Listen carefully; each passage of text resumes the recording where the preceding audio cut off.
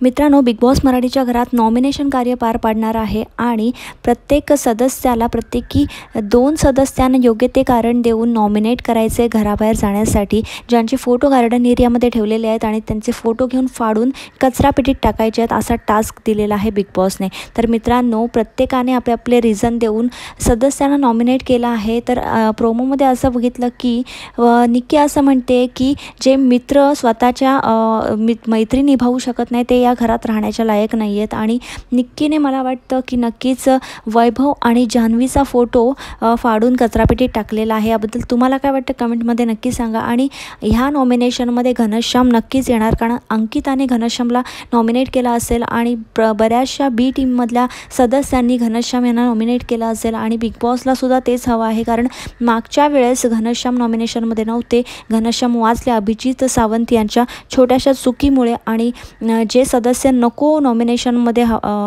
यायला ते सदस्य होते ते नॉमिनेट झाले होते, त्यामुळे बिग बॉसने मागच्या आठवड्यात वोटिंग लाईन बंद ठेवल्या होत्या।